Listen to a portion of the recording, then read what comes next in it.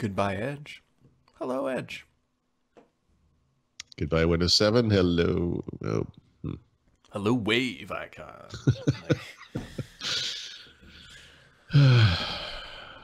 It's here. I mean, it's their next Yep. major browser hurrah. Um, yeah. Yeah. I'm gonna do something about this somehow. But if you go to, actually, I don't even remember which article it is, but I had a reader post the registry key you need if you want to run the old version of Edge still for some reason side by side with the new version. Can't imagine there's too many of those people. Yeah, but they're out there. They are. Right. Right. I don't think you should do that, but No. I mean, unless you need the only reason I could see that maybe you would want to stick with the old Edge, but even then you don't need it. Is it does have a nice PDF reader? I will throw that out there. yeah. Yeah. I've actually run into issues with the PDF reader in the new Edge, and I'm trying to remember what they are. It has something to do with, I think it's just basic stuff, like go to a particular page, or there's some stuff missing, like that's kind of basic, but I don't know. Whatever. That part will improve. I think if you use certain old Edge features, like all the tab management and stuff, Yeah. you're gonna have to figure something out. Yeah. You know what else is great? Paul, you know what's not getting the new Edge? No. Xbox. Oh, is that a fact? Well, so I've dug into this, and the official stance is we have nothing to share at this time, which means that you're not getting it. You're not getting it today or anytime soon. I mean, Microsoft understands how few people probably browse the web on an Xbox. I can't imagine but much like the old Edge, they are out Yeah. there. It seems like something that should be there, but It seems like it shouldn't be that hard either, right? It's Windows 10 underneath, right?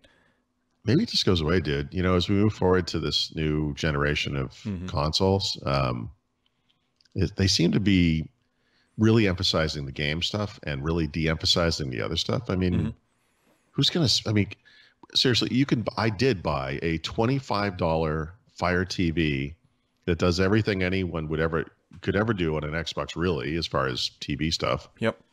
Other than passing through the cable, I guess, but that's going away too. So, why would you like pull a battleship up to your TV, turn that fan on, find some remote that works with it, or use a controller? Like, why would you even do that? Like, why would anyone do that? Maybe this is just an acknowledgement. It's like the PC mobile thing. Like that world has kind of moved on. I know there are people listening to us who actually do use an Xbox in their living room. Yeah, the only thing I could think of is that maybe there's video sites that people use that you need to use access through the browser. I do think it should be there. And it's not like the app ecosystem just disappears. It's not like they're like, no, we're not going to have Netflix. I mean, you kind of have to. You do that stuff. But right. I mean, I just feel like those services know how few people do this. Microsoft knows. I mean, their re-emphasis on gaming is not coincidental. I mean, they saw the backlash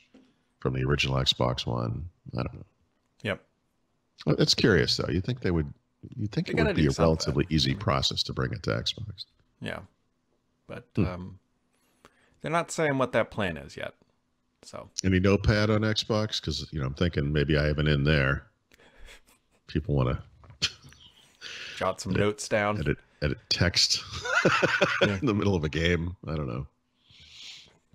I got nothing. But anyways, Xbox theme with green colors. I don't know. They are going to start shoving that Edge out through Windows Update though, but it's going to be a pretty controlled rollout. I don't think this is going to be like everyone's going to wake up tomorrow and all of a sudden have new Edge. It'll be there eventually. Yeah. And the other thing is, the first version of this product is not particularly complete.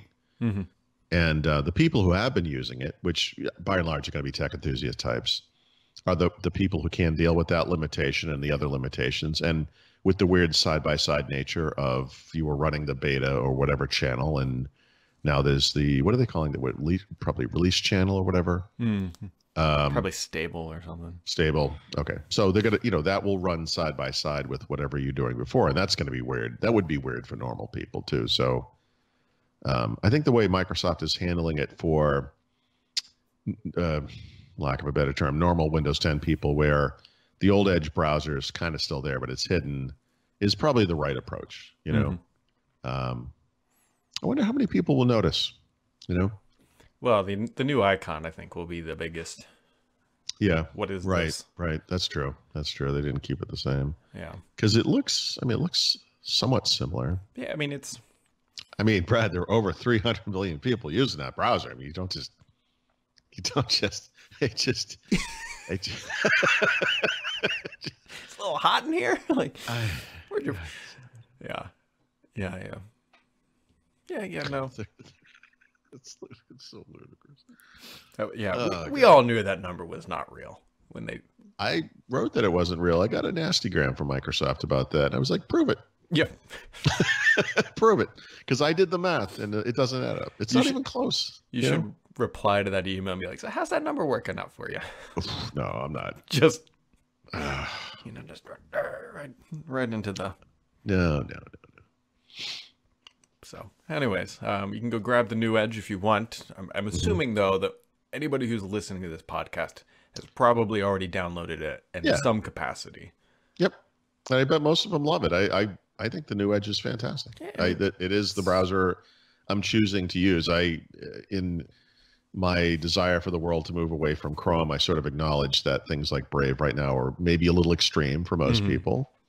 I think that the Edge browser, it's not perfect, as far as whatever the concerns are, privacy and tracking and whatever else, but it is a lot better than stock It's Chrome a step is. on the right. Yep. Yeah, absolutely. It's a more, I think you could probably describe it, it's a more mainstream step in the right direction. Yep. Yeah, and there are going to be people still challenge me on this for some reason, but there will be people who don't trust Microsoft. They don't believe that they're any less privacy invasive than Google for some reason, which I find incredible, but whatever. And okay, well, Mozilla Firefox is out there and Brave is there if you want that, or Opera or Vivaldi, and there's all kinds of stuff. So if you run a Mac, you can use Safari. The Safari is an excellent browser. So lots of good choices. But I think on stock Windows people, the new Edge is a huge, huge improvement and is an absolutely excellent alternative to Chrome. So, yep. The question, which we'll find out eventually, is it too little too late? Or will it actually... I don't think it's going to hurt anything at this point. So this comes up a lot, I think, in the Microsoft world, this notion of... And I think this is a vestigial problem for all of us, not just people at Microsoft, but people like us who kind of follow Microsoft. Like, why would you release something if you're not going to dominate this market? Like, shouldn't your intent to be to dominate this market? But as someone pretty hype at Microsoft said to me, I think at the last hardware event in October, what if this thing was, was small but still viable, or in the case of something that we're selling, profitable, right? Yeah. So Surface, for example, is not a top 5 PC. It's probably not even a top 10 PC, but whatever it is, it could still be a good business. Or what if Microsoft was going to release Android phones? And I know they are releasing like a folding phone, but like just standard Android phones. And the idea was you get the Microsoft launcher, all the Microsoft stuff is on there. They're never going to be in the top 5 piece handset makers. But what if it was just a small business and it was profitable? This Edge thing is kind of like that. It's like, well, look, it's probably never going to be much better than Edge's today. I mean, even if they doubled Edge's market share, it wouldn't make that much of a dent in the universe. But it is so much the right thing to do, and it's still a perfectly viable thing for them to do. And it lessens their kind of engineering and support costs because they're not constantly keeping up with the other browser makers when it comes to rendering and so forth. And they need this. It's a critical OS component, all the web rendering and all that. So I don't think it has to do much, for it to be fine. I don't know that beating Chrome is the goal. I do feel very strongly people should not use Chrome, but that's just me. It's not whatever. It doesn't, if it's 1 year from now and the new Edge has like 3 or 5% usage share or whatever, that would be bad. That would be sad, I guess, but I still think it was the right thing to do, even if that was the outcome. Yeah, no, I absolutely think it's the right thing to do. I think they weren't going anywhere fast with the other browser. So right. And by the way, not to reach too far, but I mean, it is good enough of a browser. It is very much a Chrome-like experience that I guess I'd be a little surprised if it didn't do better, but to me, it is a much, no, not, it is clearly, I think anyone would agree to this. It is very clearly a viable alternative to Chrome where I don't feel like the other Edge was. Yeah, I think that's fair. Yeah. I think their biggest challenge is going to be education, because this is education, Brad. That's their challenge? Sorry. This is like a nuanced technical change. Yep. They have to explain to people why they should trust the browser again, which they have not trusted from Microsoft for 10, 15 years. Well, right? the other thing though is most people on Windows 10, or most people are already using Chrome. Like they've already made that transition. So how do you advertise the fact that this thing is new and hey, maybe you should try it, given the fact that advertising things in Windows is kind of, kind of shitty, frankly. And so how they handle this is going to be kind of interesting. I don't know. I don't have any answers, but we'll see. We'll find out soon enough. See where it takes it. See how long it takes for it to get to. I don't know. I bet that's Lowe's calling. I know it is the big unknown. It really is. Actually, I got to take. So yesterday, I got my flooring delivered. Great experience, right? They come, they drop it off, start counting them. They were 6 boxes short. Of how many? I ordered 45, and they delivered 39. Right. And it's sort of a problem because I need all those. See, if you ordered those from Amazon, you would have had like a no questions asked refund and/or replacement. Yep. So that was Lowe's who just called me and said, "Hey, we found your other boxes. And we're going to deliver them Are they on the back of a truck with my friend's Pixel?" Yeah, exactly. So anyways, those are now coming tomorrow. And okay. At least they're coming. I had a friend who in very early December ordered a Pixel 4 to replace his Pixel 1, which had not getting security updates anymore. So it never arrived. And I saw him over, I guess, New Year's, and he was kind of telling me the story, and I was like, geez, that's unbelievable. And he was dealing with it at the time, going back and forth with Google. He texted me yesterday, and he's like, you're not going to believe this. I still don't have this phone. And I'm like, what? And apparently what happens is when Google ships something out, it goes to some place in Quincy, Massachusetts, and that might be FedEx or whatever it is, and someone is literally stealing them there.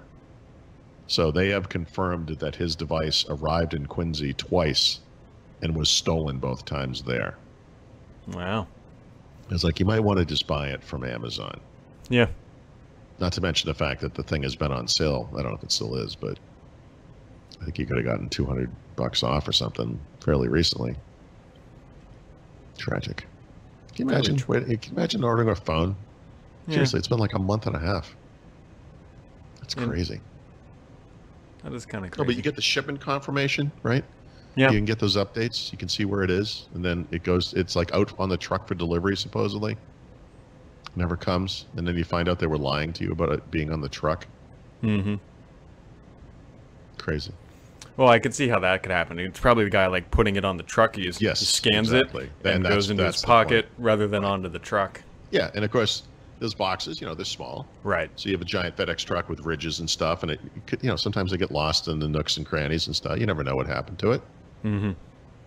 Yeah, they finally figured out it was getting stolen at whatever that warehouse is. Fantastic. Well, yeah, good stuff. Before we dive off the edge, you got anything else here today, Paul? No, today, obviously the big focus is going to be on, a little bit on the Windows 7 stuff, because I did get that out of support full screen thing today. That's kind of interesting. But obviously Microsoft Edge, so going to be curious to see what the rollout plan is for that. So I assume we can expect news on that front at some point today. So I think that will be the big focus. Yep, so there you go. All right, folks, so that wraps up for today. We'll catch all of you right back here tomorrow, browsing the new Edge waves or something.